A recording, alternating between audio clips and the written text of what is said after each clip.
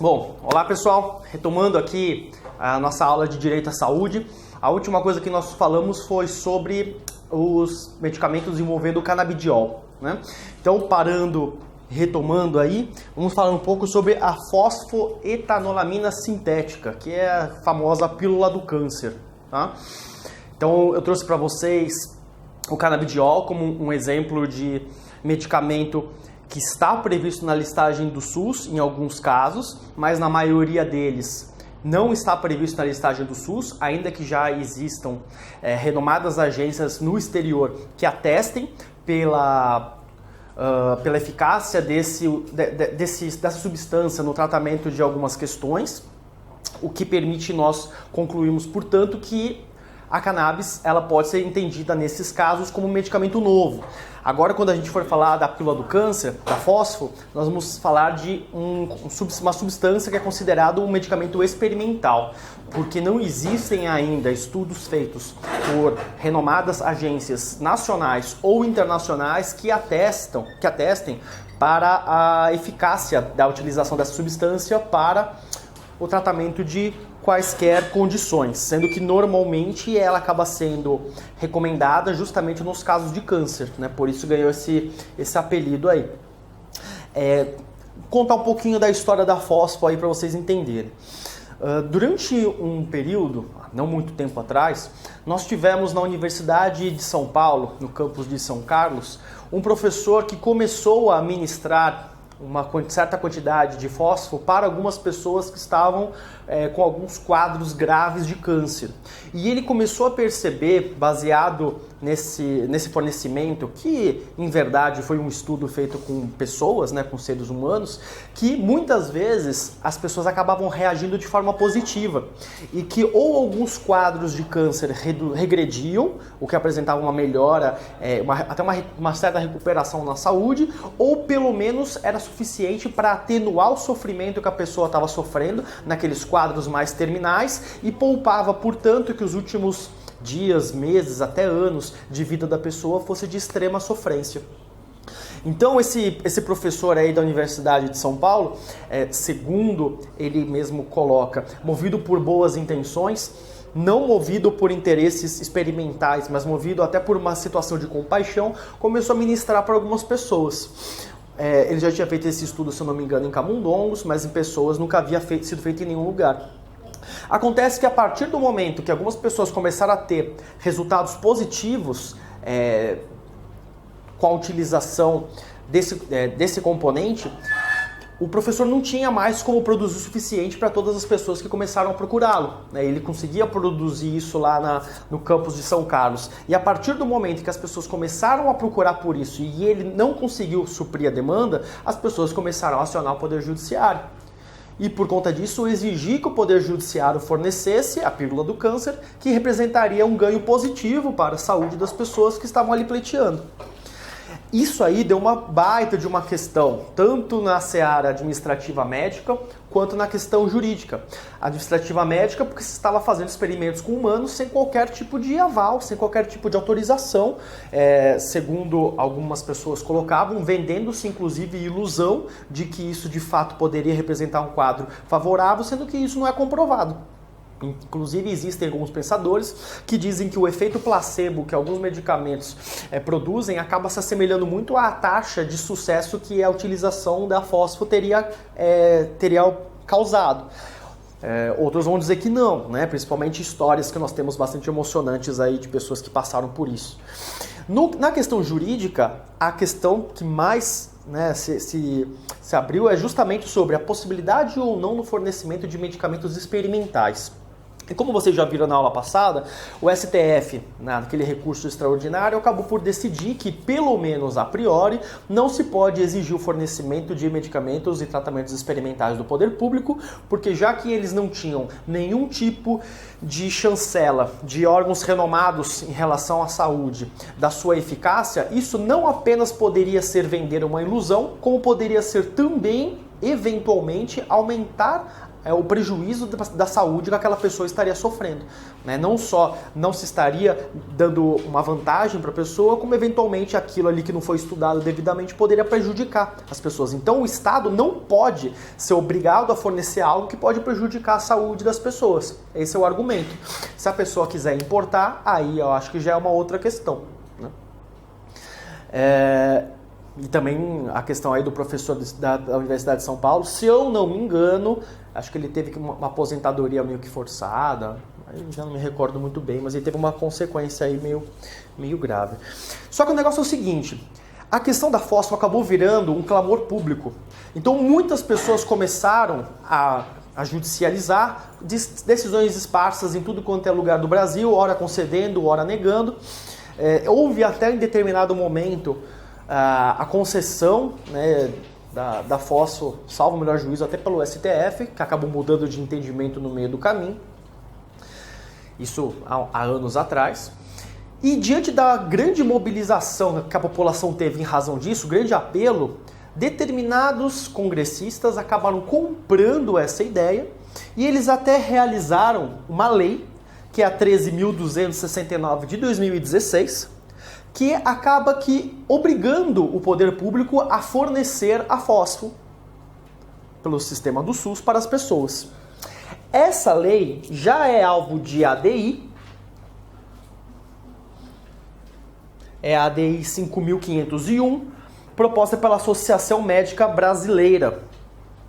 E por que eles propuseram essa ADI? Basicamente por conta disso daqui, ó, que está em vermelho. O fornecimento passa a ser obrigatório independentemente de registro sanitário. Então, já que se estava vendo que a Anvisa não estava colocando ali a fósforo dentro da listagem dos medicamentos aprovados, não estava efetivamente dando o aval, então o Congresso achou por bem, por meio legislativo, dizer que pode. E por que a Anvisa até agora não verificou de fato se pode ou não pode constar fósforo da listagem do SUS? Porque não existem estudos seguros sobre o assunto. E o pesquisador lá de São Carlos não quer dar a fórmula para os laboratórios fazerem essa pesquisa. Porque segundo ele relata, pelo menos segundo a versão dele, o medo que ele tem é que se faça fortunas com a descoberta da pílula do câncer e por conta disso as pessoas acabem continuando na miséria e as indústrias farmacêuticas comecem a, mais uma vez, né, ganhar dinheiro em cima dessas pessoas, em cima da condição, em cima da doença das pessoas. Então, segundo esse pesquisador, ele não quer abrir a fórmula do composto aí, né, da substância que ele está usando, para que não tenha uma patente e que por conta disso não haja um encarecimento do medicamento. O problema é que nenhum laboratório está topando fazer esse tipo de pesquisa sem que ele forneça, né, a fórmula, direitinho, tudo que ele precisa. Se eu não me engano, a Fiocruz no Brasil é aquela que é a mais avançada na questão dos estudos e mesmo assim ela não se qualifica para ter um conhecimento suficiente para poder fazer essa análise.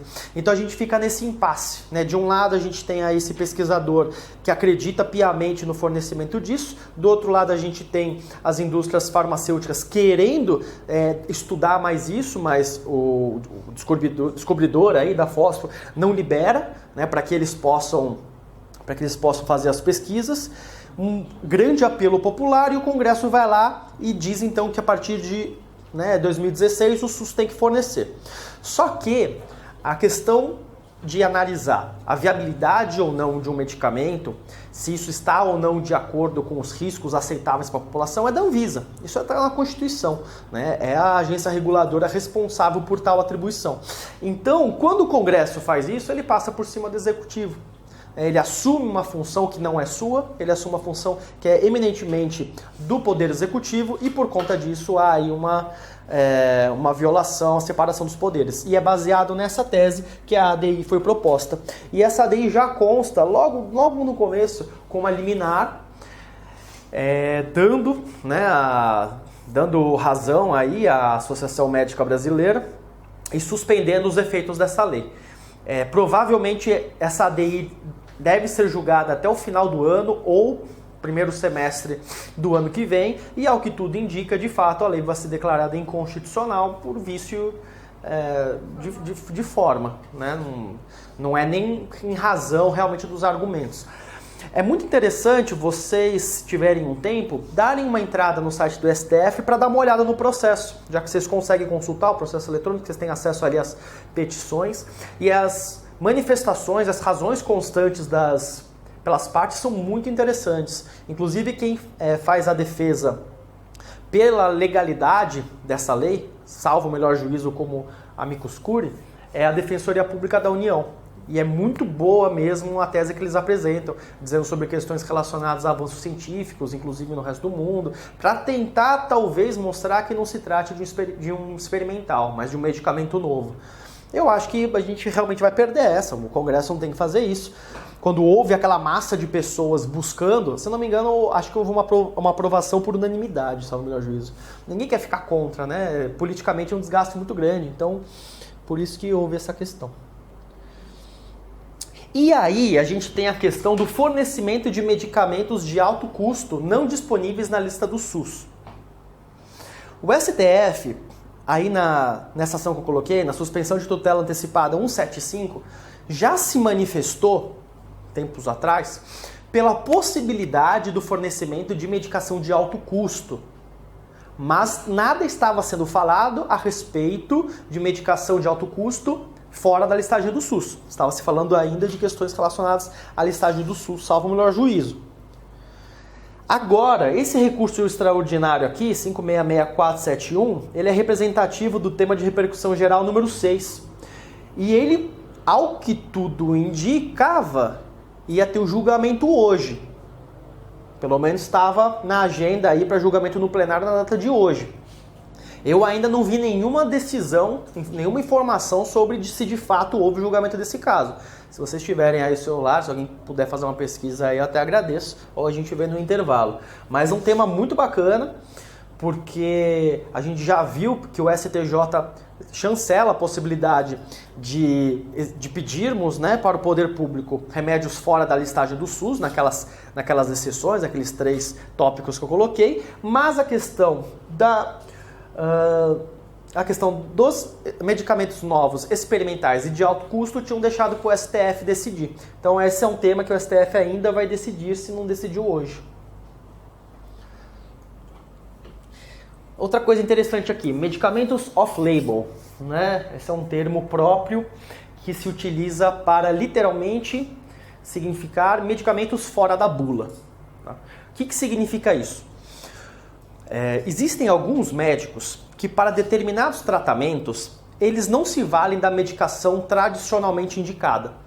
Ou então, para alguns casos em que a medicina não está desenvolvida, não tem um tratamento definitivo, esses médicos eles se valem de medicamentos outros que já foram aprovados pela Anvisa, é regular, não tem problema nenhum, mas com destinação diversa daquela que a bula aponta. Então vamos supor que a gente tem uma situação aí do caso do câncer, né? Vamos supor a mesma situação aí da fósforo, só que vamos supor que o médico ele acaba indicando para aquele paciente um outro medicamento já aprovado direitinho, sei lá, que serve para alguma doença no pâncreas, sei lá. E ele percebe pelos estudos técnicos dele que aquele medicamento vai trazer um ganho de saúde para a pessoa que tem câncer por conta de uma relação que ele fez, né, entre os compostos. Então, a questão é permitido, é lícito ou não é o médico adotar esse tipo de posicionamento? E tanto o Conselho Federal de Medicina quanto o STJ já tiveram a oportunidade de apreciar esse tipo de questão. E segundo o determinado por eles, não é ilícito o médico fazer esse tipo de recomendação fora da bula, off-label. O médico pode, porque ele tem o conhecimento técnico para dizer quais são as melhores substâncias para cada caso em concreto. Na verdade, o nome dos remédios, a bula, acaba sendo muito feita, assim, mais indicação da indústria farmacêutica. O importante é que aquele composto tenha sido aprovado pela Anvisa e que por conta disso está atestado que eles não vão, pelo menos a princípio, causar um mal imediato às pessoas. Então, a princípio, não há qualquer ilegalidade do médico fazer aí a indicação de um medicamento que está fora da bula para aquele tipo de tratamento. Por outro lado, também o Conselho Federal de Medicina e o STJ já colocaram que o médico, no caso de uma indicação de uma substância, seja ela na bula ou fora da bula, se eventualmente essa substância causar um prejuízo para a pessoa, o médico vai responder pessoalmente pelos prejuízos causados decorrente de erro médico. Tá? Assim como qualquer procedimento. Então o médico ele é livre dentro da área de atuação para realizar procedimentos cirúrgicos, para realizar exames, para poder tirar, sei lá, raio-x, exame de sangue, não sei o que, e para ministrar as drogas que existem aí que são tidas como lícitas. Se ele errar em qualquer um desses procedimentos, sabendo que ele deveria ter tomado cuidados extras, aí sim ele vai ser responsabilizado. Então, a princípio, não há nenhum prejuízo, mas, como qualquer situação, se houver erro médico, ele responde. Não foi julgado, ele foi excluído do calendário de julgamento no dia 17. Ah, que coisa. Tem data de foi remarcado? Não, ainda não. Só apareceu o último andamento isso mesmo. Excluído do calendário que de pena. julgamento pelo presidente no dia 17 de dezembro. Bom, tá bom. Bom, seguindo. Alteração do tratamento no curso do processo. O que significa isso? Vamos supor que a gente, como defensor público, entramos com uma ação de obrigação de fazer ou um mandado de segurança. Por isso que eu prefiro a ação de obrigação de fazer, porque se tiver alguns incidentes é menos complicado, né? Menor é a chance de extinguir o processo em julgamento de mérito. Então a gente entrou com uma ação de obrigação de fazer pedindo o custeio do tratamento para a saúde de determinada criança que tinha uma condição específica. Para o tratamento dessa criança, nós pedimos 2 tipos de medicamento, tá? E numa dosagem determinada. Acontece que ao longo do processo, eventualmente pode-se constatar que a dosagem desse medicamento precisa ser alterada, para mais ou para menos. Para menos não costuma ser problema, só você não pegar o que estão fornecendo, mas para mais costuma ser. Ou então o médico muda a medicação, muda a forma de tratamento, porque para aquele caso em concreto houve uma necessidade de alteração da medicação. A questão que se coloca é: eu posso, no bojo do mesmo processo, realizar a alteração da dosagem e dos medicamentos solicitados? E, se eu posso, existe limitação de momento para eu realizar isso? Ou tem que ser antes da citação, antes do saneamento, que tem a estabilização da lide? E o que o STJ entende é que eu posso sim realizar a alteração a qualquer momento, inclusive depois da sentença. Isso porque, quando se está alterando dosagem ou a medicação para aquele tratamento, não se está, segundo o STJ, modificando o objeto da demanda, que é o objeto que fica estabilizado quando existe aí a citação, para alguns até quando tem o saneamento. Para o STJ, o objeto da ação não é o medicamento em si, mas a regular oferta do direito à saúde, a regular oferta do tratamento para aquela condição. Por conta disso, qualquer modificação é prescrita por médico competente, dizendo que é necessário trocar alguma coisa, desde que o objeto, que é a oferta de direito à saúde para aquela condição seja o mesmo, está autorizado, e isso não implica de forma alguma em modificação, tendo em vista que a especificação do medicamento ou da dosagem é tão apenas uma especificação de como que o tratamento de saúde deve ser realizado, né? E esse que é o objeto realmente da ação. Bom, quando a gente fala de saúde, tem muitos assuntos que a gente poderia falar. Alguns até que eu vou pular, sob pena de ser repetitivo com o texto da lei. Vocês podem simplesmente dar uma lida e fica mais fácil de entender. E eu acredito que seja mais interessante trazer para vocês as questões controvertidas, as questões de jurisprudência, questões mais candentes, algumas doutrinárias, por aí vai. Por exemplo, nós poderíamos falar um pouquinho, se nós quiséssemos, se nós tivéssemos tempo, sobre a obrigatoriedade do poder público de zelar pelo pré-natal, de ofertar o pré-natal para as gestantes. A obrigatoriedade de dar todo o apoio também no momento do parto, né? Inclusive de ter a possibilidade de ter a obrigatoriedade de disponibilizar quarto específico para que a criança permaneça com a sua mãe assim que ela nasça, e que inclusive a parturiente tenha o acompanhamento de alguma pessoa de sua confiança durante o momento do parto. Poderíamos falar também sobre as obrigações que o poder público tem logo depois que a criança nasce. Então os hospitais precisam fazer todos os exames possíveis para prevenir alguns tipos de doença, como por exemplo é o exame de questão de vacinação. Teve alteração recente no artigo 14, salvo o melhor juízo no parágrafo 3º, pode ser segundo também, mas é por ali, falando sobre a obrigatoriedade de vacinação de crianças em determinados casos, quando o poder público demonstrar que trata-se de uma situação epidemiológica, como por exemplo era no caso lá da H1N1, né, a tal da gripe suína, uma coisa e tal. Poderíamos falar sobre N questões, né? Mas, como eu disse para vocês, se é algo muito literal, peguem a letra da lei, acho que fica mais fácil vocês lerem ali e a gente avança para outros pontos, tá? No que diz respeito à questão do parto, eu quero chamar a atenção para vocês sobre a questão do parto humanizado. Muito tem se falado, principalmente na Defensoria Pública do Estado de São Paulo, tem se debatido isso lá no núcleo das mulheres e, salvo o melhor juízo, também no núcleo de discriminação, a respeito da violência obstétrica e também da própria questão do parto humanizado, né? O que seria isso? O termo violência obstétrica, ele não encontra respaldo em nenhuma legislação federal. Você vai encontrar em algumas legislações estaduais a menção a isso, e também existem algumas legislações internacionais, algumas legislações de outros países que também tratam sobre o assunto. Salvo o melhor juízo, até a Argentina tem uma lei sobre esse assunto, ou Chile. Mas aqui no Brasil nós não temos. Inclusive, recentemente, né, o Ministério da Saúde recomendou que fosse excluída essa expressão do linguajar corrente dentro do saber médico, meio que dando a entender que a utilização de termo violência obstétrica acabaria, de certa forma, fazendo uma fama ruim dos médicos, como se eles fossem pessoas que não estivessem preocupadas mesmo, e que o caso em concreto tem que ser analisado como um erro médico, pronto e acabou.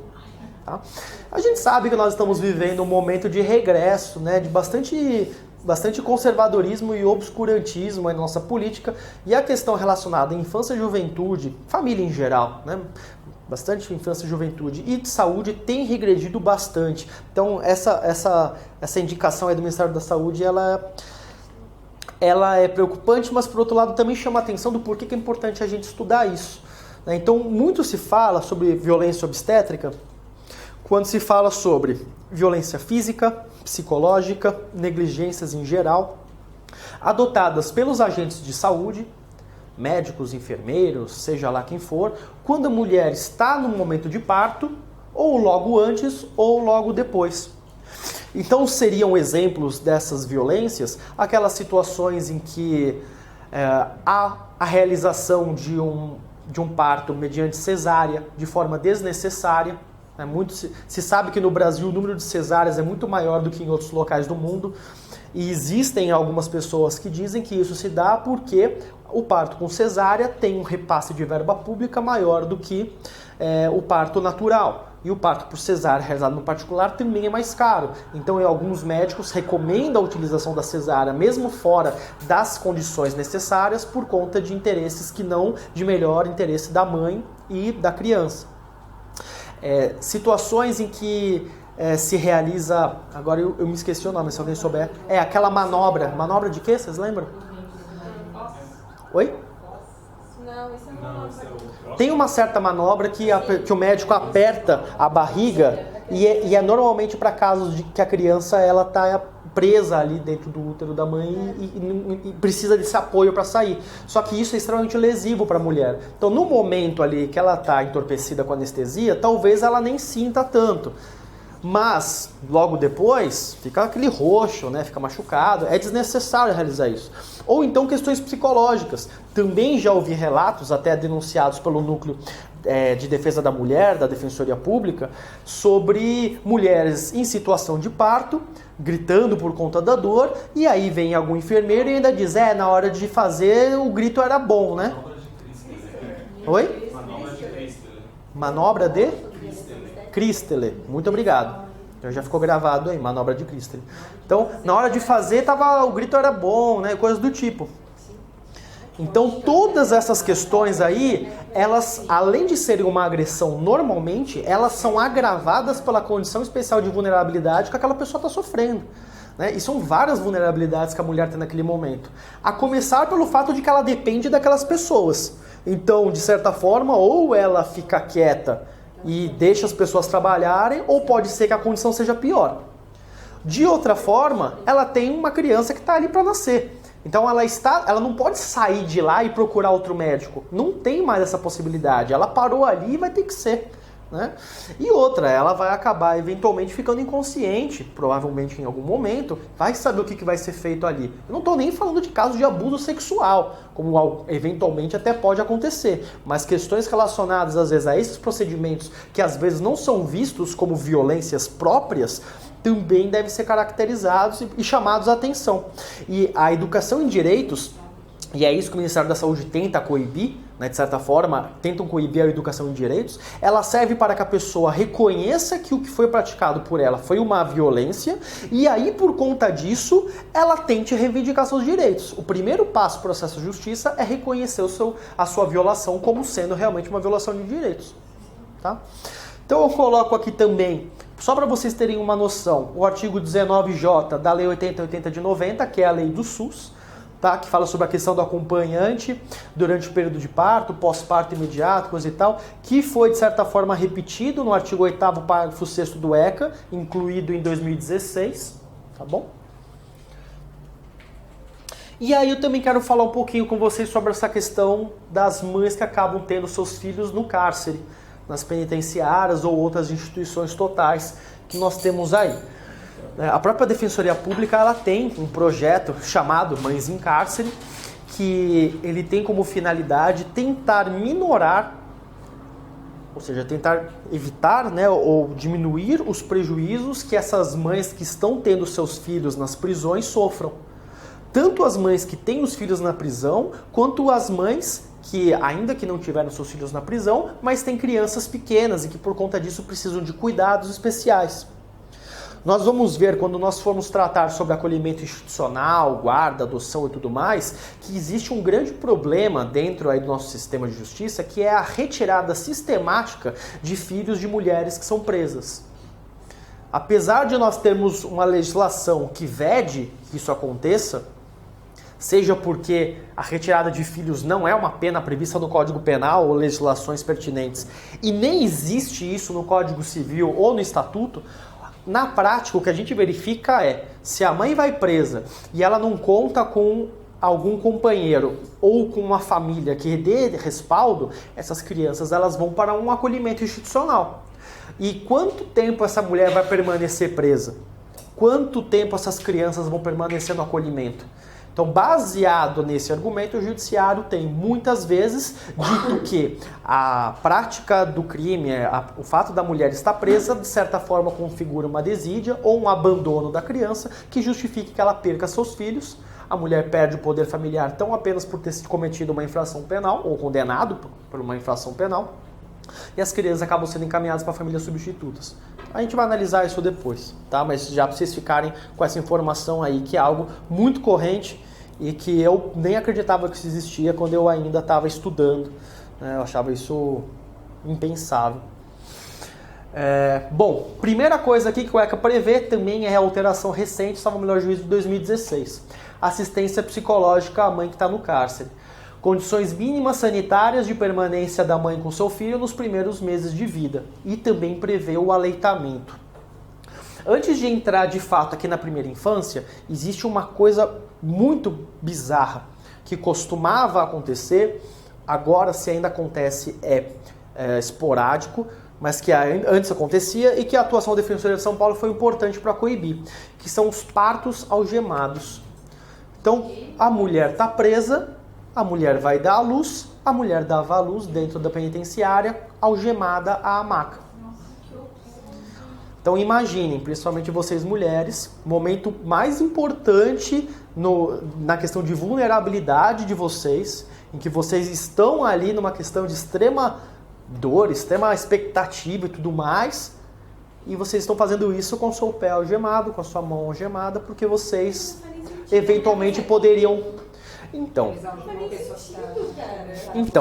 Por que faz sentido? Faz sentido porque o sistema penal não serve para evitar lesões a bem jurídico. O sistema penal serve para estigmatizar e espizinhar as pessoas. Normalmente as pessoas pobres, periféricas, pretas, pardas, né? Enfim, o nosso público preferencial que a gente já conhece aí. Então, é mais um momento em que o poder público, em que o Estado vem para mostrar a sua força, para tirar a sua individualidade, para mostrar que você não é um nada. Então, nesse momento especial da sua vida, ele faz questão de marcar você e mostrar que você não serve para porcaria nenhuma. É isso. Ou seja, Foucault já dizia que se algo está aí e a gente não consegue perceber a sua utilidade, é porque a gente está pensando a utilidade de forma errada. A utilidade é outra, né? Senão a coisa já teria mudado. Sempre é, sempre é. Então, isso é algo que com a intervenção da defensoria, pelo menos até onde eu saiba, não acontece de forma sistemática como antes acontecia. Bom, criança nasceu. Regras de Bangkok não costumam estar nos editais de defensoria, mas ainda assim é uma norma muito importante produzida no âmbito da Assembleia Geral da ONU. Talvez um dia esteja nos editais de defensoria, eu acho uma norma extremamente importante. Se a gente tem diretrizes de Riad, de Beijing, por que não ter de Bangkok? E ela fala sobre as regras mínimas de tratamento para a mulher no cárcere, quando ela está tendo seu filho, quando seu filho já nasceu. E uma das coisas que traz na regra 6 é o parto deverá se dar preferencialmente em um hospital civil. Ou seja, a mulher está grávida, ela sai da penitenciária e vai ter num hospital regular. Não é porque a pessoa foi alijada do seu direito à liberdade que ela perdeu todos os outros direitos. Aliás, essa é uma grande falácia que nós temos, né?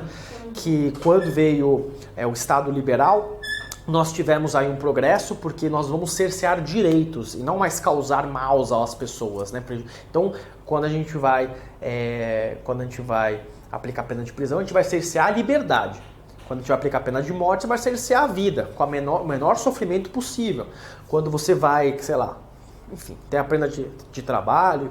Então essa questão é da liberdade. Se a pessoa perdeu a liberdade, ela não perdeu dignidade, ela não perdeu respeito, enfim, várias questões que estão atreladas a isso. Então nada mais justo do que se levar ela para outros lugares.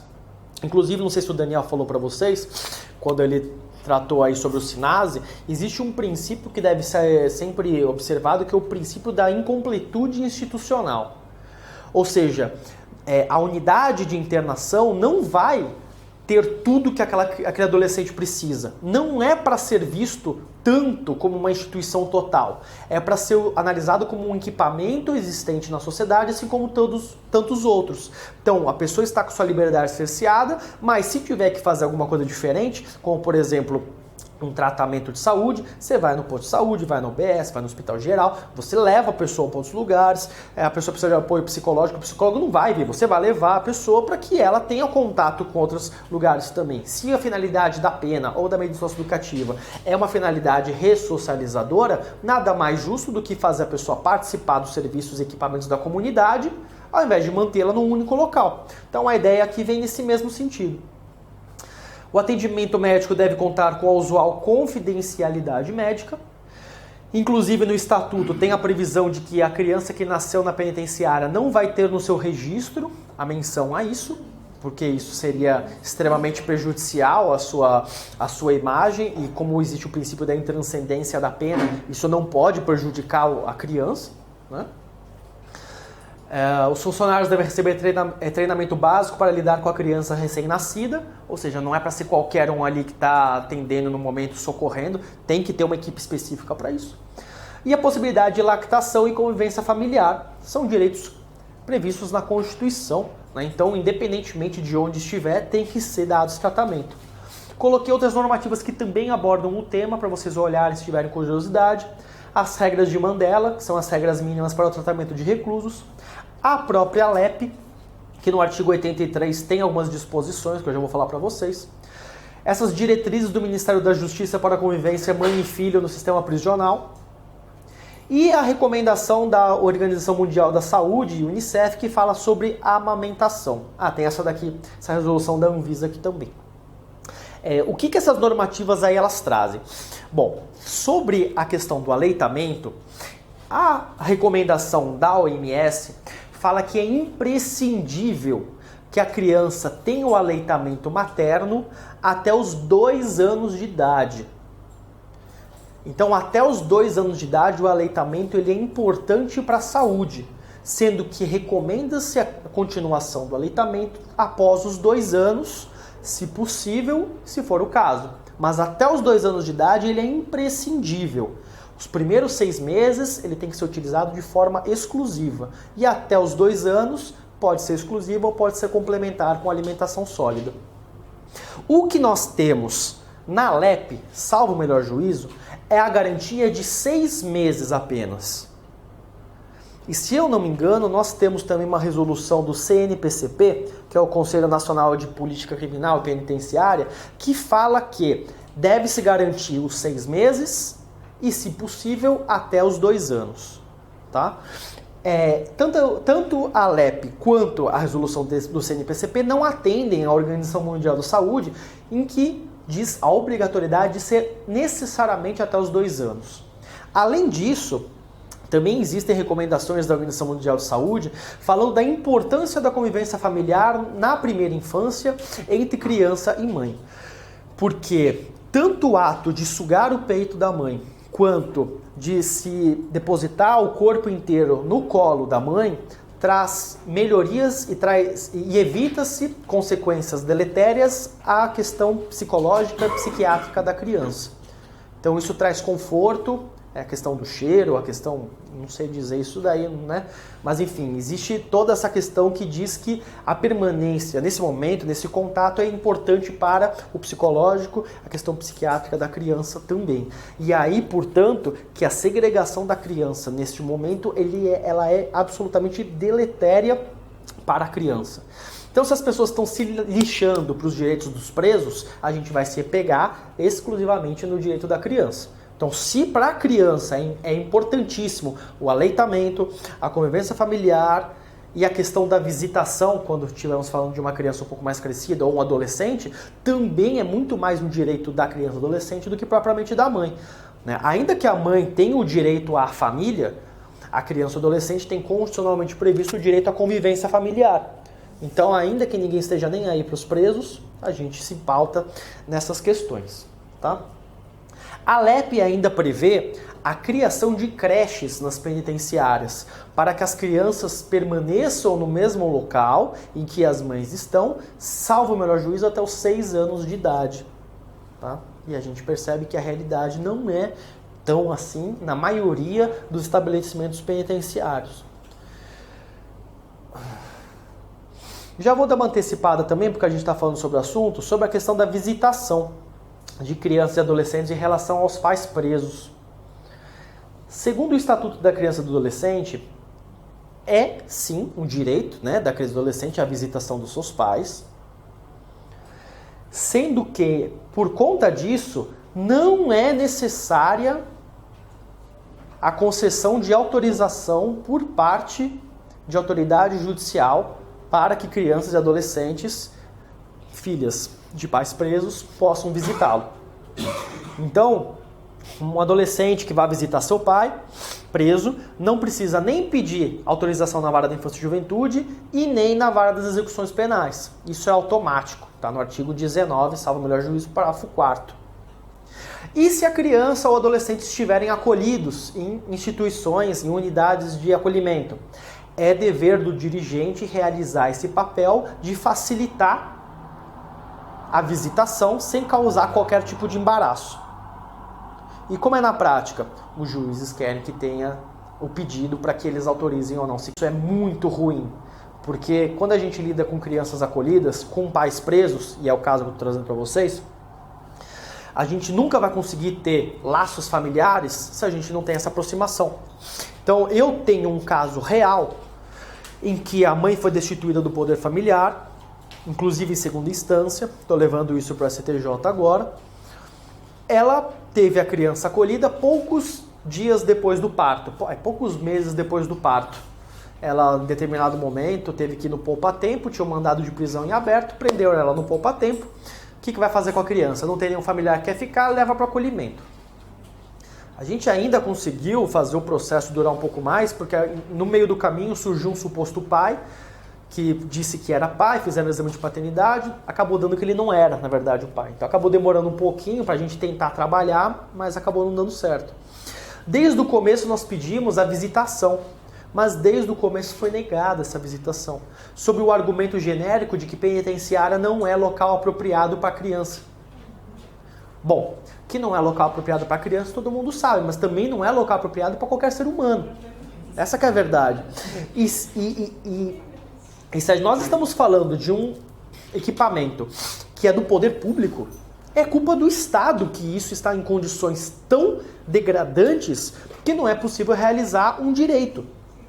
Não é culpa do preso ou da criança, é culpa do Estado, que não melhora as condições de seus estabelecimentos prisionais, e o Estado, por conta disso, viola os direitos da criança e dos pais.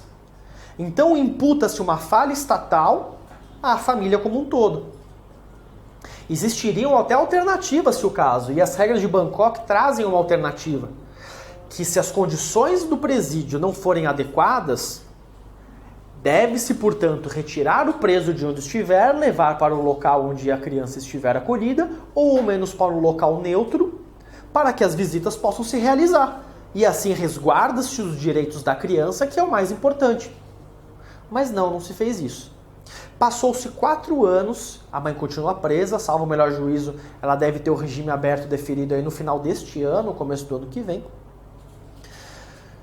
E aí, por conta disso, argumentou-se no processo, inclusive o setor técnico dando manifestação nesse sentido, que como já passaram 4 anos que a mãe está presa e que a criança foi acolhida com poucos meses de idade, não havia vínculos entre criança e mãe e que por conta disso não havia nenhum rompimento efetivo de vínculos, a permitir, portanto, que a criança fosse logo colocada em família substituta. Perdemos a ação de destituição, perdemos em segunda instância, a criança já está em convivência com uma família substituta, enquanto isso a gente continua entrando com resp em seu favor. Talvez logo menos ela saia em liberdade, talvez ela surte quando souber do que aconteceu. Infelizmente eu tenho um caso, a gente nunca vai saber, né? Voltando na linha do tempo, como é que estaria se fosse ou não fosse, mas eu defendi logo que eu entrei uma avó que queria muito a tutela dos netos. O pai acho que era inexistente e a mãe era uma pessoa que não estava nem aí, estava muito na questão das drogas e realmente não tinha um interesse de ir atrás das crianças. Mas a avó queria muito. E no momento em que estava rolando o processo de destituição dos pais, eu pedi o ingresso da avó como terceiro interessado no processo. E me foi negado pela juíza, dizendo que as partes de um processo de destituição são apenas os pais. E que a avó não é parte, não tem legítimo interesse para participar disso. Eu agravei e perdi no Tribunal de São Paulo. E aí, em decorrência disso, os pais foram destituídos e a avó sequer foi analisada, sequer foi feito estudo técnico para saber se teria ou não condições de ficar com as crianças. Essa avó eu encontrei há 2 semanas atrás, eu estava num bar na defensoria, perto da defensoria, eu encontrei ela 2 semanas atrás perambulando pela rua e pedindo dinheiro. E ela não era assim, ela era uma pessoa forte, né, no sentido de tocar as coisas. O que será que a perda desses netos significou e impactou na vida dela? Como eu falei, eu não sou o senhor do tempo para voltar e verificar se de repente ela não estaria na mesma condição com os netos, o que seria só um reforço de que então ela não seria uma pessoa adequada. Mas eu sou convicto pela quantidade de vezes que essa mulher foi na defensoria e me procurar e pela resignação que ela teve quando recebeu da gente a informação de que tínhamos perdido o processo. Quando ela recebeu a informação que tinha perdido o processo, ela ainda veio tipo umas 3 ou 4 vezes para insistir. Eu acho que isso foi realmente impactante. Então, é isso que a gente faz. A gente tira criança de pobre para dar para rico.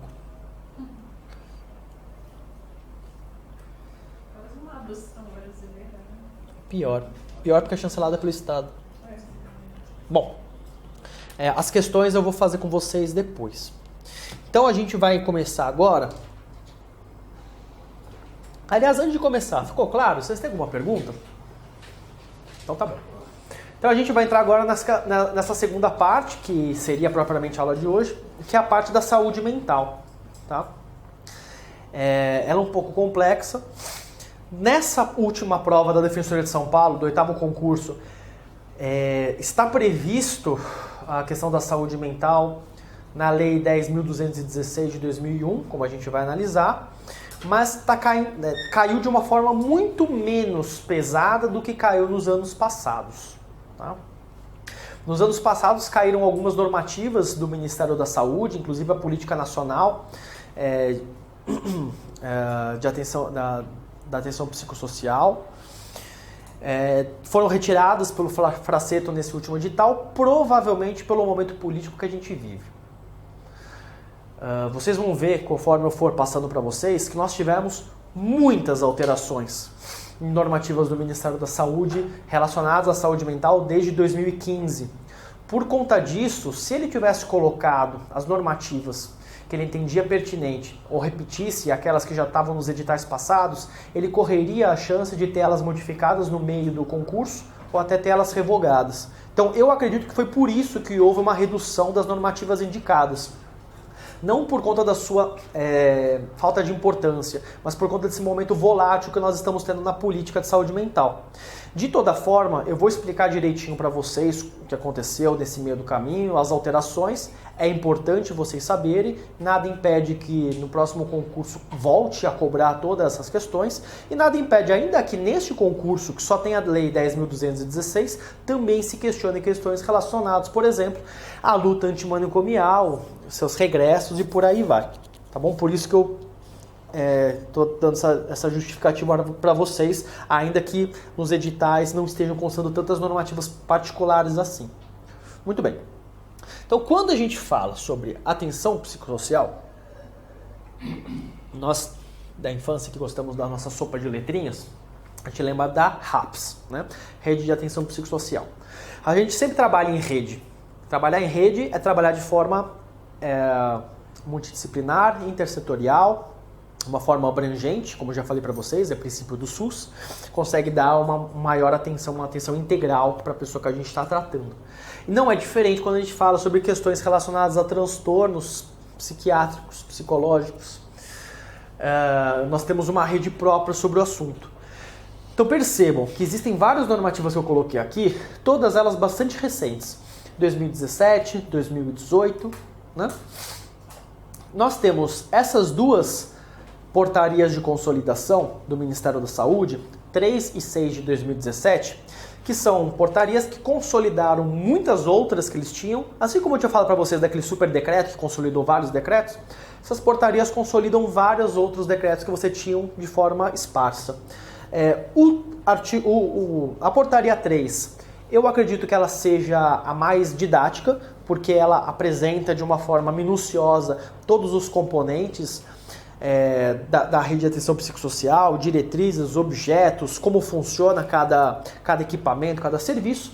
E a 6 de 2017 fala sobre o financiamento, né? Pelo menos para mim o mais importante dessa portaria é a forma de financiamento da rede de atenção psicossocial.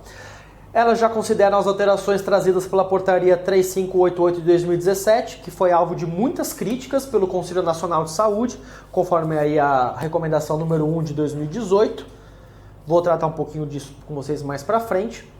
E a gente tem algumas outras normativas interessantes aí também, passar quando for o caso. Nossa portaria número 3 de 2017. Ela fala sobre os objetivos da rede de atenção psicossocial. Todos eles, eu vou passando para vocês não precisam saber ipsis literis, mas é como eu falei, cai uma questão para vocês de múltipla escolha, sabendo isso, vocês conseguem afastar claramente aquilo que não tem nada a ver com o que a gente está falando. Primeira questão, ampliar o acesso à atenção psicossocial. Segunda, promover o acesso, então você não vai simplesmente abrir as portas, você tem que dizer para as pessoas que isso existe. E garantir a articulação integral dos pontos de atenção. Tem que funcionar de uma forma orgânica, né? Princípio do SUS também, não é funcionar de forma compartimentalizada, tudo tem que agir de uma forma harmoniosa. São componentes da RAPS, né? Então tem várias questões que fazem parte aqui dessa rede, passar para vocês de forma rápida. Atenção básica, UBS, consultoria na rua, núcleo de apoio à saúde da família, centros de convivência, dentre outros. Consultoria na rua são profissionais que vão à rua, normalmente trabalham com pessoas em situação de rua, normalmente eles têm alguns postos volantes, né? Então eles têm ali os seus ônibus, né? Que fazem aí o atendimento pelas comunidades, pelas ruas. Centros de convivência é uma forma de introduzir aí o princípio da participação comunitária, onde as pessoas que têm a mesma questão, a mesma condição, podem debater sobre o assunto. Isso é algo que a gente vai ver que é bastante comum. Atenção psicossocial, propriamente dita, os CAPs, equipe multiprofissional de atenção especializada, a gente vai gastar um tempinho nos CAPs, logo menos. Atenção de urgência e emergência, SAMU, sala de estabilização, UPA 24 horas, pronto-socorro, dentre outros. Atenção residencial de caráter transitório, acolhimentos, serviço em atenção em regime residencial, dentre outros. A gente vai gastar um tempinho falando sobre isso logo menos.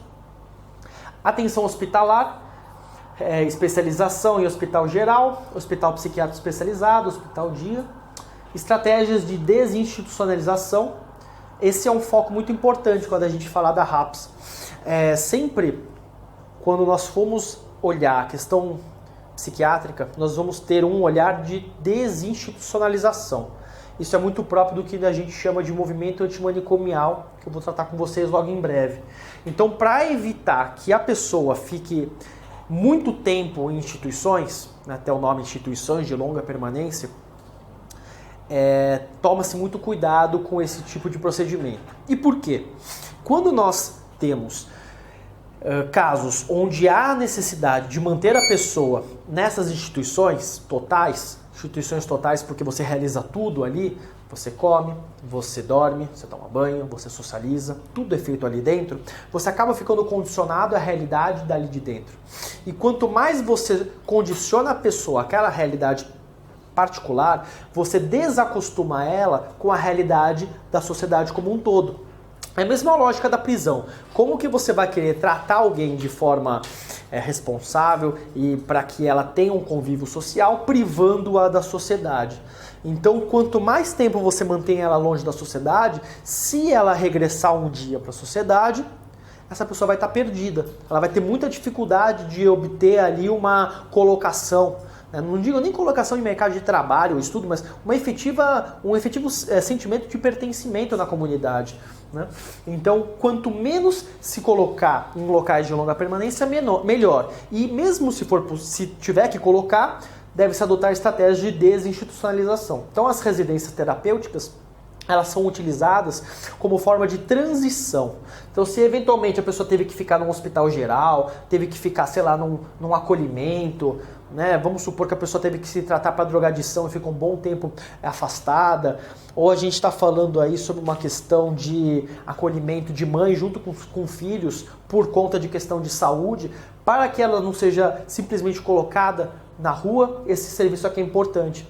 Muitas vezes a gente utiliza isso até com outras finalidades que não essencialmente de saúde. Então vamos supor que a gente tem uma situação em que se verificou na abordagem de rua uma família que está com as crianças, que elas estão em situação de rua, os pais fazem um uso abusivo de álcool. E eventualmente esses pais, eles topam fazer algum tipo de tratamento para tentar se desintoxicar e por conta disso ter melhores condições para cuidar das crianças e para tocar a vida como um todo. Poder-se-ia, né, lá o Michel Temer incorporou aqui, né, pensar em duas possibilidades. Uma delas, fazer a internação ali dos pais e mandar as crianças para um acolhimento institucional de criança e adolescente, ou então uma que mantenha a família unida. É direito da criança a manutenção.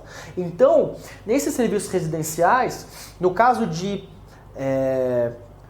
tentativa de desinstitucionalização, até mesmo em alguns casos não houve institucionalização, mas justamente para manter as crianças juntas, primeiro coloca-se o acolhimento. Então mantém-se todo mundo junto. Depois passa-se para esse serviço aqui com a família unida. Tá bom? Estratégia de reabilitação psicossocial, iniciativas de trabalho, geração de renda, empreendimentos solidários e cooperativas sociais. Vocês verem que saúde, ainda também a saúde mental, não é só o que a gente normalmente costuma pensar que é, mas são questões envolvidas. Muito bem. Então, o primeiro equipamento que eu quero falar com vocês é sobre os CAPs. Os CAPs, os Centros de Atendimento Psicossocial, mas eu não posso falar disso com vocês antes de falar sobre isso. Deixa eu falar sobre isso com vocês antes. Que é a tal da lei antimanicomial, que é a tal da reforma antimanicomial. Não lê não, tá? Deixa eu falar aqui. Para mim é importante, mas para vocês importante sou eu aqui. Como eu já tentei, né, trazer um pouquinho para vocês, há um interesse, há uma vontade de tentar-se a todo custo a institucionalização. E eu trouxe para vocês algumas razões pelas quais ela é prejudicial. Mas por que houve a obrigatoriedade, por que houve a necessidade da criação de um movimento? Bom, assim como eu falei para vocês lá na primeira aula sobre a evolução dos direitos da criança e do adolescente, a questão da segregação das pessoas por motivos de serem incompatíveis com a atividade laboral ou com o funcionamento que se pretendia instaurar da sociedade no começo do século passado, acabou motivando que muitas pessoas indesejadas fossem segregadas. Então nós falamos sobre pessoas que cometeram atos definidos como ilícitos e que por conta disso foram colocadas ou na prisão ou em reformatórios, né? Quando foi criada as FEBEMs nas FEBEMs e por aí vai.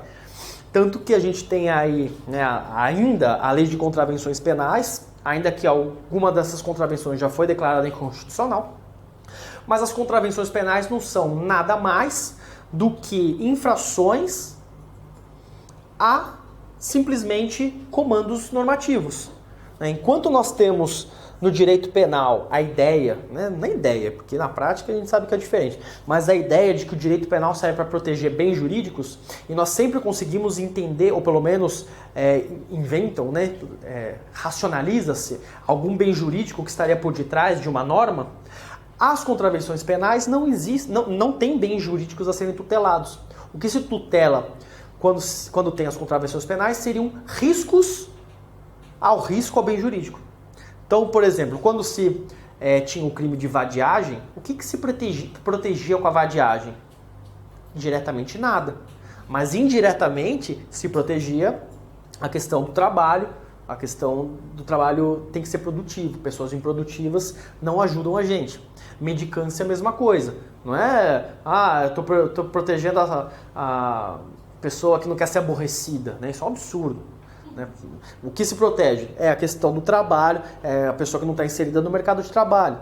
Se você pegar para ver até outras questões, né? A pessoa que causa desassossego público por botar som muito alto, por gritar, ou a pessoa que vai lá e conspurca a via pública jogando lixo na rua, né? Diretamente isso não está trazendo nenhum bem jurídico a ser tutelado. É um risco a um risco. Né?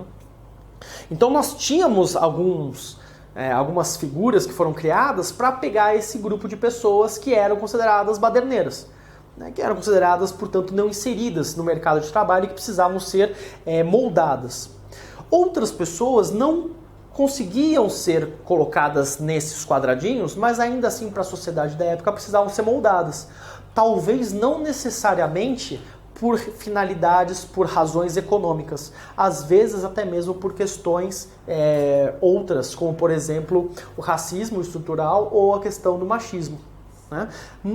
Então, nessas instituições totais que começaram a ser criadas no ano passado, incluem-se nelas os manicômios. Exemplos como as prisões, as FEBEMs, os manicômios, os conventos, os quartéis generais e por aí vai. Dentro dos manicômios eram colocadas as pessoas tidas como indesejadas que a gente não conseguia colocar em outros lugares.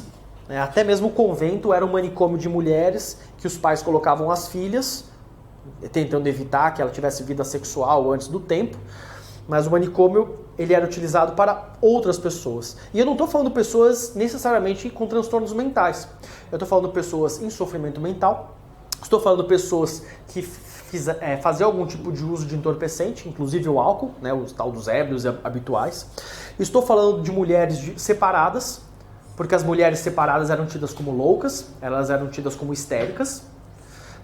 Separar para ver o divórcio não é algo antigo, é recente. O Estatuto da Mulher Casada, salvo o melhor juízo, é de 77.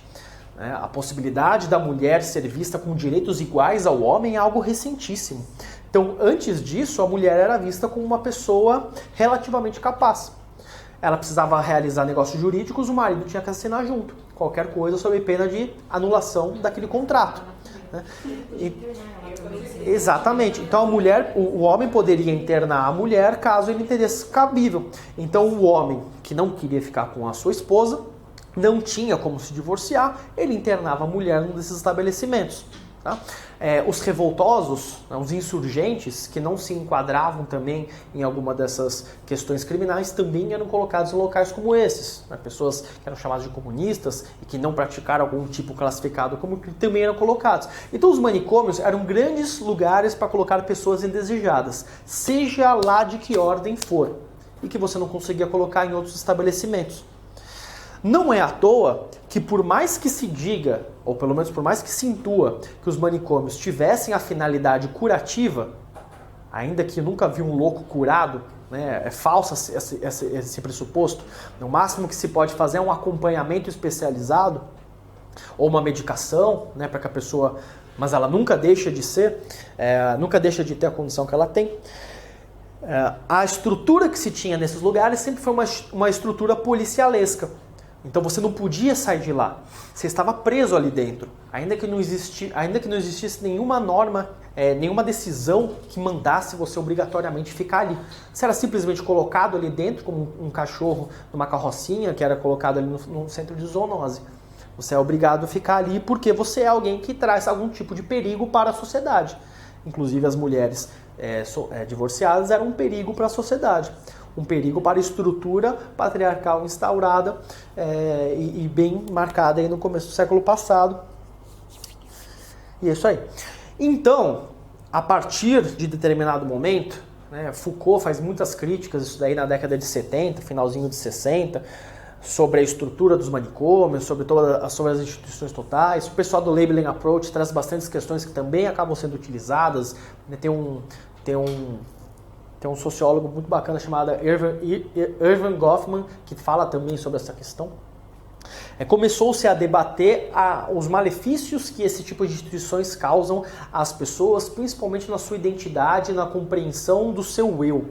Né? Se vocês não leram ainda, eu sugiro que vocês leiam um livro chamado Holocausto Brasileiro, da Daniela Arbex, que trata a situação de um manicômio brasileiro, localizado em Barbacena, em Minas Gerais, que foi desativado há não muito tempo, tá? Menos de 50 anos atrás, em que teria acontecido fatos análogos ao que se relata do Holocausto praticado na Segunda Guerra Mundial. A gente teve aqui, né? Não precisa nem ir para outros lugares. Tem um documentário também, tem no YouTube, que é da Débora Diniz, chamada Casa dos Mortos. A Débora Diniz é uma socióloga que é bastante famosa hoje em dia, ela está exilada, inclusive por conta das suas manifestações a favor do aborto. Ela tem esse documentário que foi feito aí uns 10, 15 anos atrás, muito bom também, conta a história de 3 pessoas diferentes, internadas em hospitais de custódia e tratamento penitenciário, né, o nome atual aí para esses estabelecimentos. Vale a pena também olhar. Então, muitas pessoas começaram aí a fazer acusações, a denunciar todos esses prejuízos que estabelecimentos como esses trazem, não apenas naqueles que fogem da normalidade, né? Fugir da normalidade no sentido de fugir do que se está previsto. Mas aqui teve tortura, mas a gente tem que coibir a tortura. Aqui a situação sanitária é precária, tem que coibir isso, tem que melhorar. Não, o próprio estabelecimento de restrição de liberdade é prejudicial à própria personalidade do indivíduo, né? Então, começaram a discutir esse assunto. Muitos psicólogos, principalmente, né, esse movimento ele é encabeçado por psicólogos, mas não só, outros agentes de saúde, como por exemplo alguns psiquiatras também, muito embora normalmente haja uma disputa em polos antagônicos entre psicólogos e psiquiatras, mas alguns psiquiatras também endossam esse movimento antimanicomial, esse movimento reformista, buscando tratamentos alternativos, formas alternativas de se cuidar das pessoas com questões psiquiátricas sem que se tenha que recorrer a instituições totais. Primando-se pelo acompanhamento em liberdade, pelo tratamento ambulatorial, sempre garantindo-se os princípios do SUS, como por exemplo a autonomia do paciente, o direito à informação, o direito a ser esclarecido sobre o tratamento que lhe está sendo ofertado e aceitar ou não o tratamento que está lhe sendo ofertado. Então, por conta desse movimento que tomou corpo mais ou menos aí na década de 60 a 80, nós tivemos no Brasil a edição dessa lei, que é bastante importante, que está no edital de vocês, que é a Lei 10.216 de 2001, também chamada de Lei Antimanicomial ou Lei da Reforma Psiquiátrica. E essa lei, ela trata sobre as modalidades de internação que nós temos no nosso ordenamento jurídico. É a única lei, além do Código Penal, que fala sobre internação por questões psiquiátricas. Por conta disso, uma lei importantíssima quando a gente está falando sobre o tema. Bom, voltando então ao CAPS, por que os CAPS são tão importantes para o nosso estudo, principalmente para quem vai trabalhar com infância e juventude? Os CAPS, Centros de Atendimento Psicossocial, eles são a alternativa principal à institucionalização das pessoas quando estamos falando de problemas relacionados a transtornos psiquiátricos ou condições psiquiátricas, por aí vai.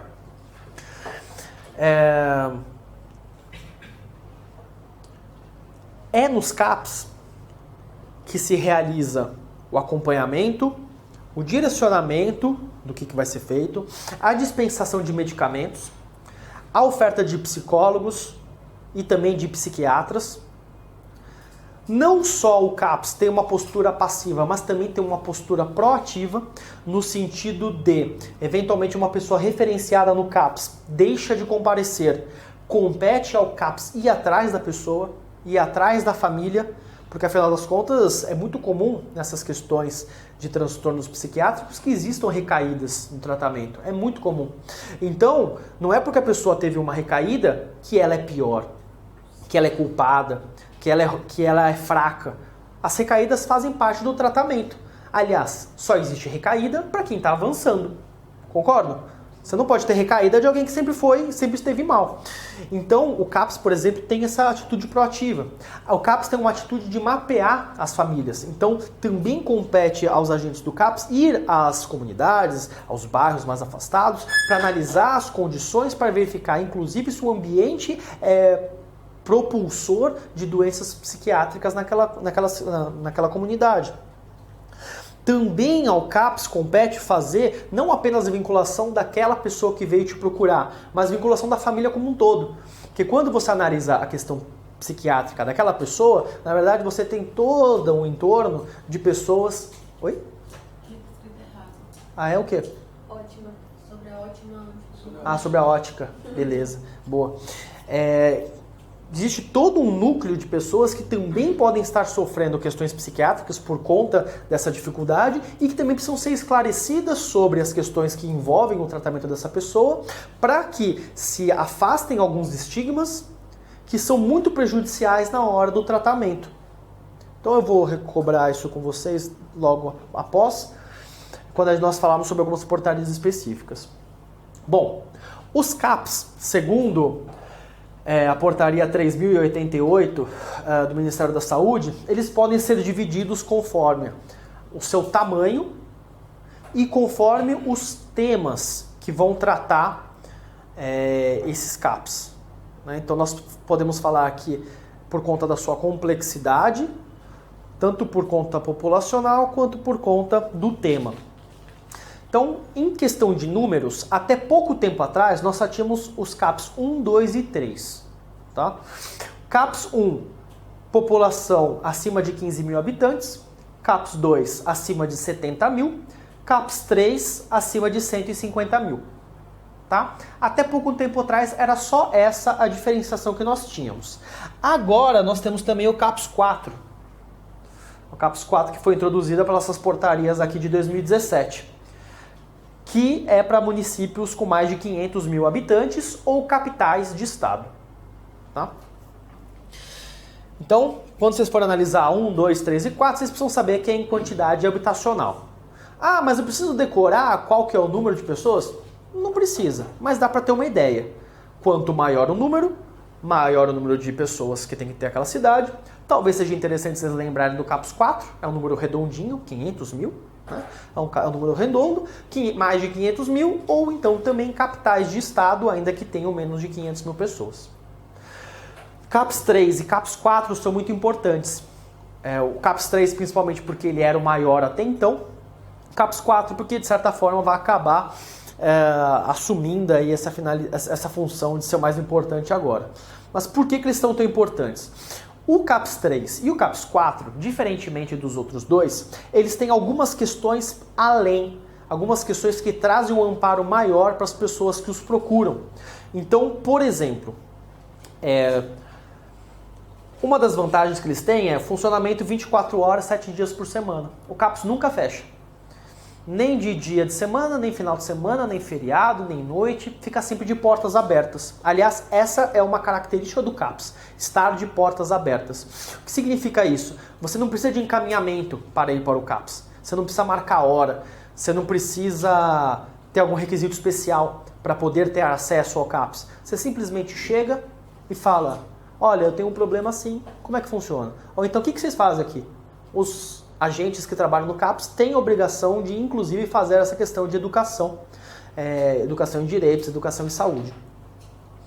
O CAPS 3 e 4, 24 horas por dia, 7 dias por semana. Eles ofertam retaguarda clínica e acolhimento noturno a outros serviços de saúde mental. Por que o CAPS ele é tão interessante em vistas à desinstitucionalização? Quando nós simplesmente colocávamos as pessoas em locais, em instituições totais, ela permanecia ali, tinha em tese, toda a atenção que ela precisava, mas de certa forma estava alijada dos seus direitos. O CAPS busca dar tudo que as instituições totais pretendem, mas com a pessoa em liberdade. Então, toda aquela complexidade, todo aquele complexo de direitos que a pessoa precisa, o CAPS tenta fornecer. Medicamentos, tratamentos, até alimentação é previsto que o CAPS forneça também, né? Alimentações, se eu não me engano, 4 vezes por dia, alguma coisa assim. Porque muitas vezes você tem pessoas que estão em situação de rua, que precisam do CAPS, mas a questão da saúde ele é uma questão fundamental. Às vezes a pessoa teve um grande problema por conta de uma questão de alimentação também. E aí nós temos no CAPS 3 e 4 essa possibilidade de oferta de leitos, tá? Quando a gente fala dos leitos no CAPS, nós não estamos falando sobre internação em CAPS. Não existe internação nos CAPS. É sempre tratamento ambulatorial. Mas às vezes é importante para a pessoa que está fazendo o tratamento ter uma retaguarda de onde dormir eventualmente, de onde passar uma noite. Então, segundo as portarias aí, do Ministério da Saúde, há a possibilidade de que alguém referenciado no CAPS permaneça até 14 dias por mês dormindo nos CAPS. Não é internada, ela dorme ali, simplesmente. Tem algumas camas, a pessoa pode ficar lá e dormir. No máximo 14 dias por mês. Se houver uma recomendação médica de que deva permanecer mais do que isso, aí ele vai ser encaminhado a outro serviço da rede, como por exemplo os hospitais gerais, tá? E por que isso é importante? Eu vou contar um caso para vocês de como isso foi importante para o nosso dia a dia da defensoria. Nós tínhamos um caso em que uma mãe estava com três filhos acolhidos.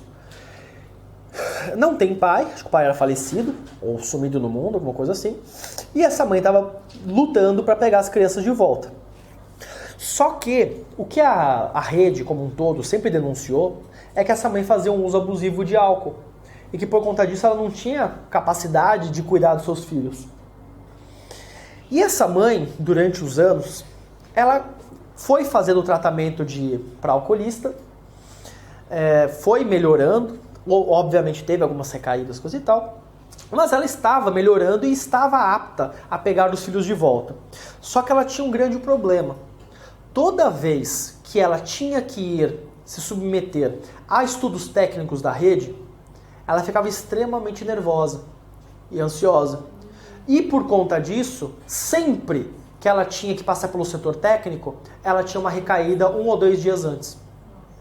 E aí ou ela chegava embriagada no setor técnico, ou ela chegava com alguma consequência disso, ou com algum vizinho denunciando que tinha visto ela bebendo recentemente. Então ela não era uma pessoa que estava fazendo um uso abusivo de álcool regularmente, mas toda vez que ela se submetia a uma situação de estresse como essa, imagina, o momento mais importante da sua vida, você vai se submeter à análise técnica de alguém que vai dizer se você pode ou não pegar seus filhos de volta. Ela acabava enchendo a cara. E por conta disso, vinha relatório negativo. Então era muito esquizofrênico. O processo ia seguindo relatórios positivos de todo mundo. A defensoria, as ONGs que acompanham de aproximação familiar, o próprio CAPS fazendo relatórios positivos, mas chegava na hora do vamos ver, o setor técnico ia lá e constatava que estava tudo ruim e havia até um racha entre a rede. Pô, vocês não estão analisando a mesma pessoa que eu tô, né? E aí o que a gente fez para conseguir ajudar essa mulher? Os CAPs tratam sobre questões psicossociais de qualquer ordem, inclusive relacionadas ao uso de álcool ou outras drogas. Então, o que nós pensamos foi o seguinte: a questão dessa mulher é a ansiedade relacionada a esse momento importante do setor técnico. Então, nós vamos nos utilizar dos leitos que o CAPS tem, para que ela permaneça nesse equipamento pelo menos 3 noites anteriores a ela ter o setor técnico. Porque assim, ela vai estar tendo o acompanhamento de psiquiatras, psicólogos e assistentes sociais durante esse período. Vão conseguir tratar, vão conseguir pelo menos verificar essa questão de ansiedade, vão conseguir trabalhar com ela isso. E quando chegar o dia do setor técnico, ela vai comparecer sã, né, sóbria. E deu certo. Então ela permaneceu mesmo esses 3 dias anteriores, o que foi ótimo, porque inclusive ela apareceu sóbria lá no setor técnico com um relatório positivo do CAPS, que já acompanhou ela, dizendo como é que foi esses últimos dias dela. A gente teve um outro caso também, assim, de 1 semana. E aí ela conseguiu fazer o desacolhimento das crianças.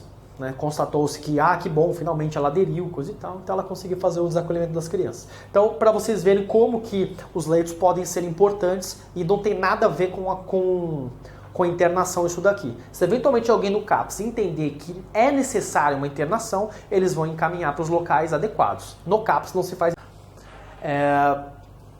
Muito bem. O CAPS 3 também serve de retaguarda ao CAPS AD. A gente vai ver logo menos o que é isso. E é indicado a população mais de 150 mil pessoas. Muito bem. Aí a gente começa a ver os CAPS temáticos. Né? Então o primeiro deles é o CAPS AD, que é o CAPS para pessoas usuárias de álcool e outras drogas. Lembrando sempre que álcool é uma droga, né? Por isso, e outras drogas. O CAPS AD, ele serve para todas as faixas etárias que apresentam um intenso sofrimento psíquico decorrente do uso de crack, álcool e outras drogas. Porra, por que está escrito crack aí? Aí eu poderia responder, por que está escrito álcool aí? Porque quando foi feita a portaria que trouxe a existência do CAPS AD, as portarias que trouxeram a existência, era algo que estava como epidêmico, segundo a linguagem deles. Então o crack era algo que estava preocupando muito os agentes de saúde naquele momento. Então primou-se por colocar dessa forma, né, crack, álcool e outras drogas, ainda que drogas abranja todas essas questões. Indicado para municípios ou regiões de saúde com população acima de 70 mil habitantes. Logo, se nós estamos falando de alguma região que não tem um CAPS AD e a pessoa precisa de um amparo, ela vai se dirigir ao CAPS 3 mais próximo, que como vocês viram, o CAPS 3 é a retaguarda do CAPS AD. Tá? Mas, melhor do que isso, nós temos o CAPS AD3. É a única mistura que nós temos entre números e letras.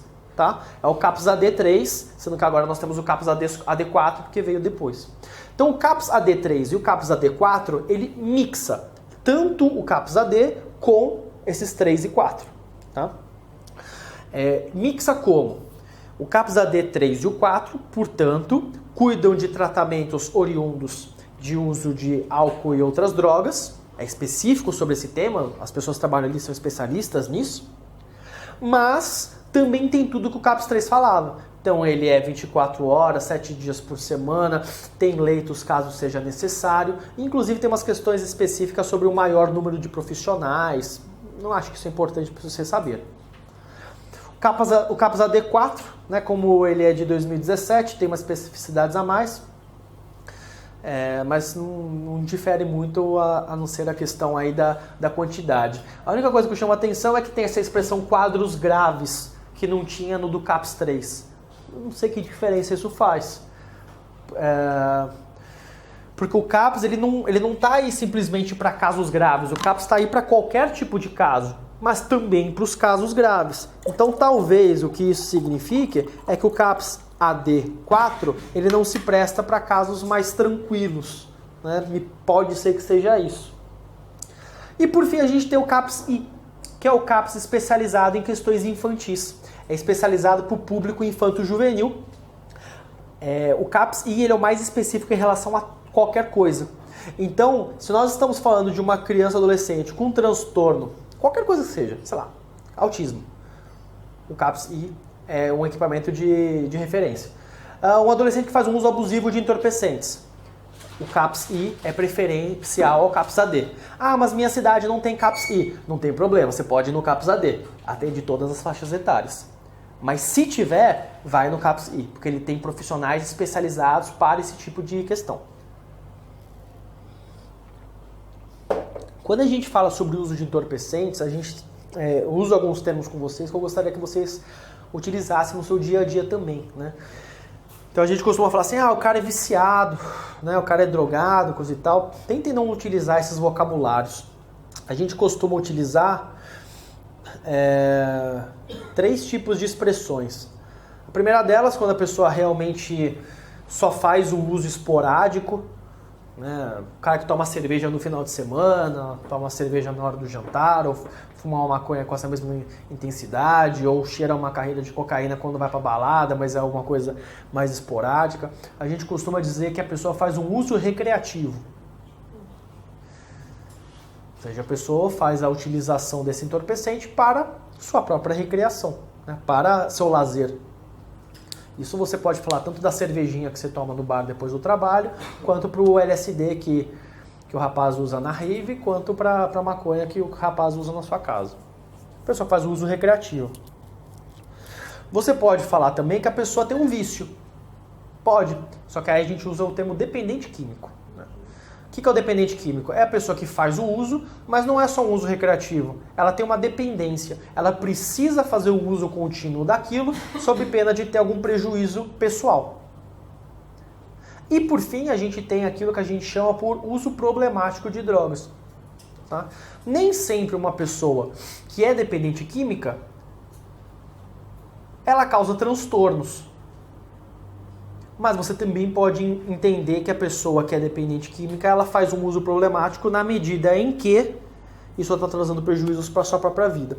A questão uso problemático de drogas, ele é mais abrangente e é mais interessante para a gente trabalhar. Porque às vezes você pode ter uma situação em que você está fazendo aí um uso que te traz prejuízos, mas você não é um dependente químico. Mas você está causando prejuízos a terceiros. Então vamos supor uma família em que pai e mãe usem entorpecentes e tem criança na casa. O uso do entorpecente com a criança na casa, por si só, não gera prejuízos. Ninguém me olha com olhar de espanto se eu falo que o pai toma uísque na frente da criança. Mas normalmente me olha com olhar de espanto quando eu falo que usa maconha. Né? Por quê? Porque existe um preconceito em relação aos entorpecentes. Existe um preconceito a respeito do que pode ou não ser utilizado para gerar prazer para as pessoas. Ninguém me olha com cara de espanto quando eu falo que o homem vai fumar um charuto na frente da criança. Ou fumar um narguile, talvez. Mas me olha com cara de espanto quando a pessoa vai usar, sei lá, um LSD, alguma coisa do tipo. O uso por si só não causa problemas. Mas eventualmente pode causar, e isso pode ser uma constatação de algo a ser verificado. Né? Então, vocês assistiram aquele filme Transporting? Então, nesse filme você tem uma situação de uso problemático onde não necessariamente é uma dependência.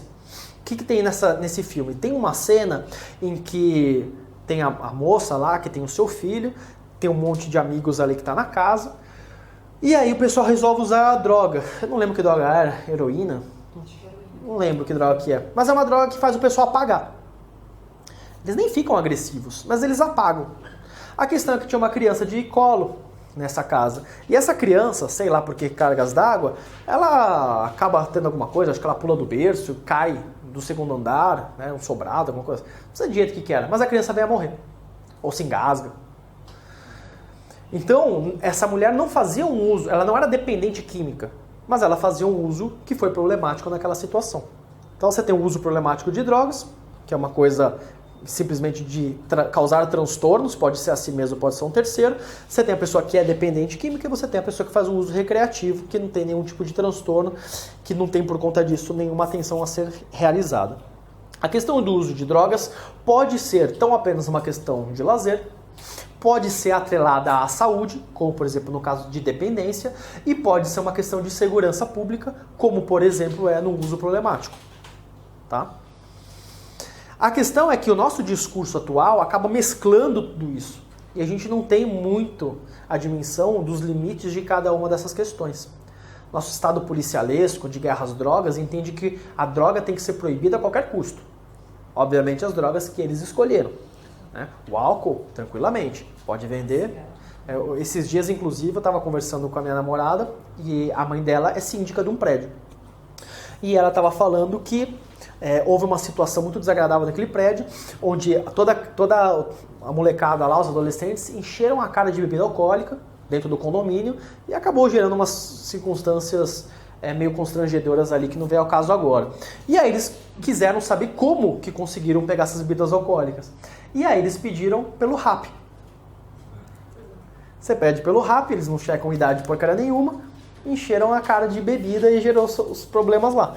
Então, mesmo drogas que são consideradas lícitas, elas causam muito prejuízo. A gente tem altos índices de morte ou de violência doméstica que são propulsionados por conta do uso de álcool.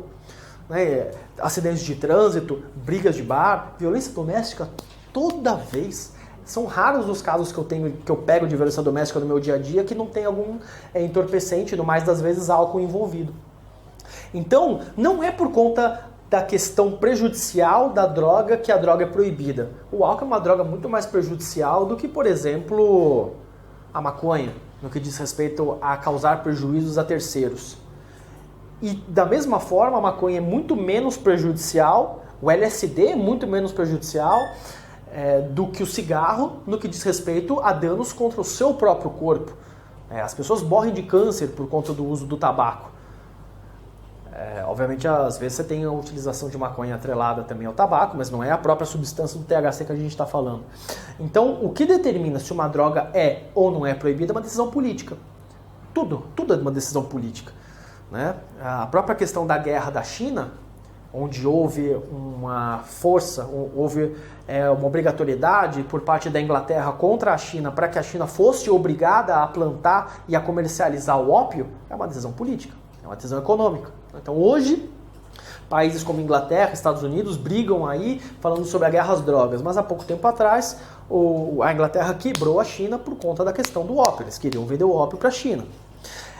A maconha hoje é proibida, mas em alguns estados dos Estados Unidos ela já é liberada e já está circulando em Wall Street, já é uma commodity que está sendo avaliada e que inclusive está sendo realizada especulação por conta dessa questão. Outros países, como por exemplo Uruguai, Portugal, Holanda, já legalizaram e estão começando a produzir e por conta disso vão ser os pioneiros e vão ser os grandes produtores que vão ganhar em cima daqueles que não legalizaram ainda.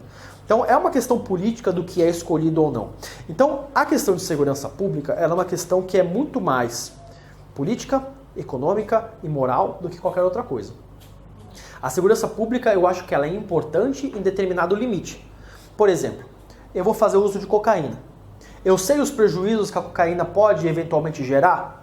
Vou ficar acelerado, vou eventualmente ficar mais nervoso. Por conta disso, posso perder um pouco a razão e eventualmente ser agressivo com alguém.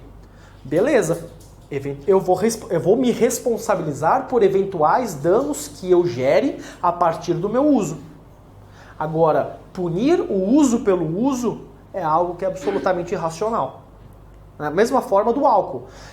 Eu ingiro o álcool, mas a decisão de dirigir embriagado ou não é minha. Eu vou assumir o risco de dirigir embriagado?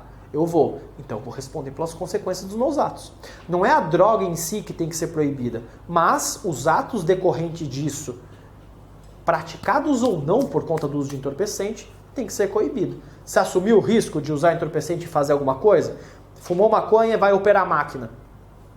A culpa de você ter sua mão decepada é tua, não é do empregador, porque o empregador te deu o equipamento para usar de segurança e você que não quis usar, né? Então, quando a gente fala sobre as drogas aqui, a gente tem que analisar sobre esse prisma. Um prisma de afastar os preconceitos do que a gente está analisando, os estigmas. E os CAPs têm muito esse viés.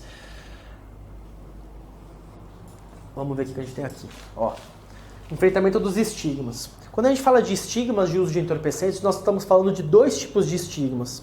Tanto os estigmas que a sociedade tem em relação a essas pessoas, quanto o que as pessoas têm em relação ao Estado.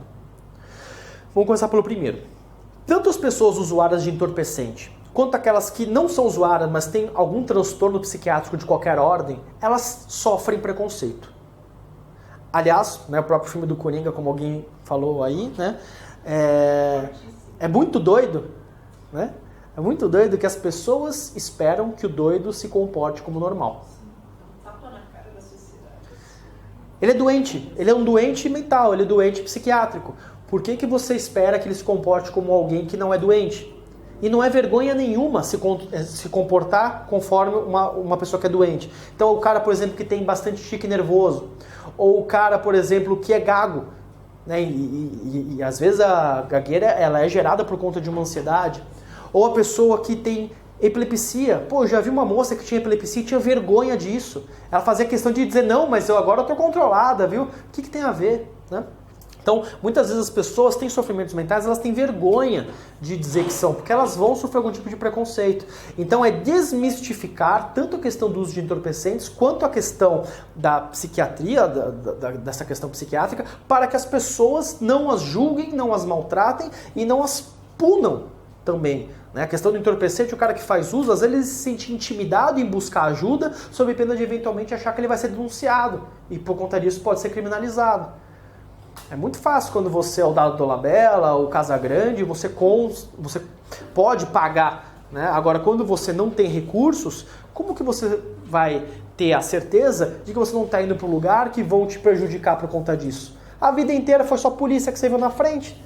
A primeira vez, às vezes, que a pessoa conhece o Estado é ou quando vai cobrar imposto ou quando vai prender alguém, né? Então tem que desmistificar isso. Mas, por outro lado, também tem que desmistificar para a pessoa que o que a gente tem aí não é algo que vai prejudicá-la. Vamos fazer um intervalo que está 4 minutos. Não quero começar o assunto e depois ter que parar, não.